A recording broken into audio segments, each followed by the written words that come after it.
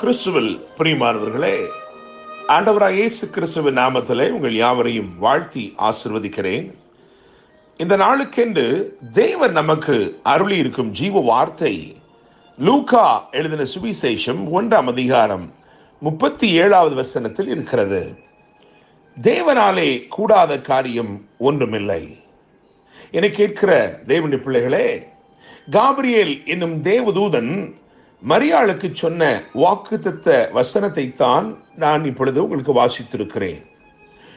ஒரு இயற்கைக்கு அப்பாற்பட்ட காரியத்தை தேவதூதன் கூறுகையில் இது எப்படி ஆகும் என்று மரியாள் மூலமாய் ஒரு கேள்வி எழும்புகிறது. அந்த கேள்விக்கு விடை சொல்லும்படி தேவன் சொன்ன வார்த்தை தான் இது. தேவனாலே கூடாத காரியம் ஒன்றுமில்லை. இந்த வாக்குத்தத்தத்தை சொல்வதற்காக அதை திருஷ்டாந்தப்படுத்தும்படிக்கு ஒரு சம்பவத்தையும் தேவதூதன் அதோடு இணைத்து பேசுகிறதை பார்க்கிறோம். 36ஆம் வசனத்தை கவனிக்கும் பொழுது, இதோ உனக்கு இனத்தாளாய் இருக்கிற எலிசபெத்தும் தன் முதிர் வயதிலே ஒரு புத்திரனை கற்பந்தரித்திருக்கிறாள். மலடி எனப்பட்ட அவளுக்கு இது 6வது மாதம் என்று எழுதியிருக்கிறது. என கேட்கிற தேவனுடைய பிள்ளைகளே, நான் முதலாவது ஒரு காரியத்தை இன்றைக்கு சொல்லட்டும். இந்த நாள் உங்கள் வாழ்க்கையிலே தேவன் இயற்கைக்கு அப்பாற்பட்ட விதத்திலே அற்புதங்களை செய்யும் ஒரு நாளாய் இருக்கிறது.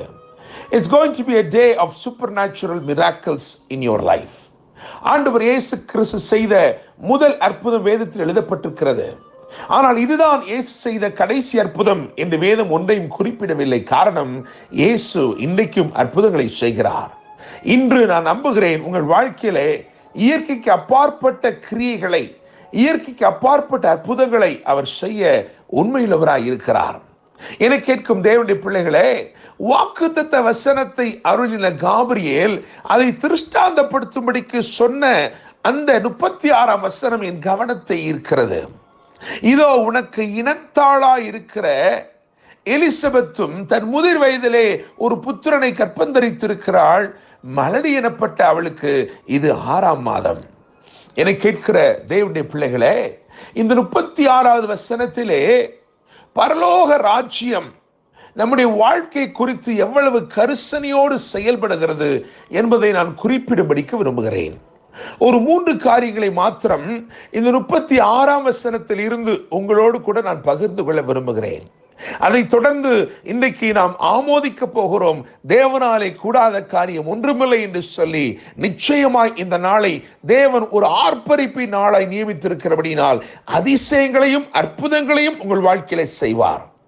என கேட்கும் தேவனுடைய பிள்ளைகளே, 3 காரியங்கள். முதலாவது, பரலோக ராஜ்யம் எவ்வளவு தெளிவாய் உங்களை அறிந்திருக்கிறது. நீங்கள் யார் என்று பரலோக ராஜ்யத்துக்கு தெரிகிறது. உங்களுக்கு இனத்தவர்கள் யார் என்று தெரிகிறது. அவர்களுடைய பேரெல்லாம் தெரிகிறது. அவர்களுடைய வயதெல்லாம் தெரிகிறது. பரலோக ராஜ்யம் உங்களை குறித்து கரிசனையோடு இருக்கிறது. உங்களுக்கு இனத்தவர்கள் யார் என்று கவனமாய் கண்ணோக்கி பார்க்கிற பரலோகம் உங்களை பகைக்கிறவர்கள் யார் என்று பார்க்காதா? என கேட்கிற தேவனுடைய பிள்ளைகளே, எல்லாம் வெளியரங்கமாய் இருக்கிறது. உங்களை குறித்த எல்லாவற்றையும் பரலோக ராஜ்யம் அறிந்திருக்கிறது. இரண்டாவதாக அங்கு சொல்லப்பட்டிருக்கிறது, மலடி எனப்பட்டவள். அவள் மலடி என்று அவளுக்கு பக்கத்திலே இருக்கிற அயலகத்தார் அப்படியாய் சொல்லி இருக்கிறார்கள். ஏனென்றால் அதே 1ஆம் அதிகாரத்திலே 24ஆம் வசனத்திலே, எலிசபெத்து கர்ப்பவதியாகி ஜனங்களுக்குள்ளே எனக்கு உண்டாயிருந்த நிந்தையை நீக்கும்படியாக கர்த்தர் இந்த நாளிலே என்மேல் கடாட்சம் வைத்து என்று எழுதியிருக்கிறது. உங்களை பற்றி உங்கள் அயலகத்தார் என்ன பேசுகிறார்கள்? உங்களை குறித்து அவர்கள் சொல்லுகிற நிந்தைகள் என்ன, பரியாசங்கள் என்ன என்பது பரலோகத்திலே பதிவாய்க் கொண்டிருக்கிறது. தேவனுடைய பிள்ளைகளே, உங்களோடு உடன் வேலை செய்கிறவர்கள் நீங்கள் இல்லாத நேரத்தில் என்ன பேசுகிறார்கள் என்பதை குறித்து நீங்கள் கவலைப்பட வேண்டாம். காரணம், அவைகளையெல்லாம் பரலோக ராஜ்யம் பதிவு செய்கிறது. மற்றவர்கள் அவளை நிந்தித்தார்கள். ஆனால் அந்த நிந்தையை பரலோக ராஜ்யம் கேட்டு அதற்கு மறுமொழி கொடுக்கும்படிக்கு அவளுடைய முதிர் வயதிலே அவளுக்கு ஒரு குமாரனை கொடுத்தது. என்னை கேட்கும் தேவனுடைய பிள்ளைகளே, நான் முதலாவது சொன்னேன், பரலோக ராஜ்யம் உங்களை நன்றாக அறிந்திருக்கிறது. இரண்டாவது, உங்கள் நிலைமையை நன்றாக அறிந்திருக்கிறது. மூன்றாவதாக அதிலே சொல்லப்பட்டிருக்கிறது, மலடி என்று சொல்லப்பட்டவளுக்கு இது 6வது மாதம். Heaven or the kingdom of God is concerned about your progress. உங்கள் வளர்ச்சியிலே உங்களுக்கு அருளப்பட்ட நன்மை எப்படியாய் வளர்ந்து வந்து கொண்டிருக்கிறது என்பதை காணும்படிக்கு, கண்ணோக்கி பார்க்கும்படிக்கு பரலோக ராஜ்யம் கவனமாய் செயல்படுகிறது. தேவனுடைய பிள்ளைகளே, ஒருவேளை இது 6வது மாதம் என்று சொல்லுகிற அந்த வார்த்தையிலிருந்து நான் தீர்க்க தரிசனமாய் என்ன சொல்ல முடியும் என்றால், ஏதோ ஒன்றை உனக்குள் தேவன் துவங்கிவிட்டார், அது இன்னும் சில நாட்களிலே வெளிப்பட போகிறது. கர்ப்பவதியாய் இருக்கிற ஒரு பெண்ணுக்கு 6வது மாதம் ஒரு விசேஷித்த மாதம் அல்ல, ஆனால் இன்னும் சில நாட்களிலே அவளிலிருந்து நன்மை வெளிப்பட போகிறது. என கேட்கிற தேவனுடைய பிள்ளைகளே, அப்படியே உங்களிலிருந்து சில நன்மை, உங்களிலிருந்து பரலோக ராஜ்யம் உங்களுக்குள் விதைத்திருக்கிற நன்மை, உங்களுக்குள் அருளி இருக்கிற நன்மை அதிசீக்கிரத்திலே வெளிப்பட போகிறது. தேவனுடைய பிள்ளைகளே, பரலோக ராஜ்யமும் கணக்கு போடுகிறது. எதற்காக தெரியுமா? நீங்கள் பெற்றெடுக்கும் நன்மையை, பரலோக ராஜ்யத்தின் நன்மையை பரலோகமே ஆவலாய் கொண்டாட விரும்புகிறது. எனவே 3 காரியங்களை சொல்லியிருக்கிறேன். உங்களை பரலோக ராஜ்யம் அறிந்திருக்கிறது, உங்கள் சூழ்நிலையை அறிந்திருக்கிறது, உங்களை நிந்திக்கிற நிந்தைகள் தெரிகிறது. மூன்றாவதாக, உங்கள் நன்மையில் கலிகூற பரலோகம் ஆவலாய் இருக்கிறது.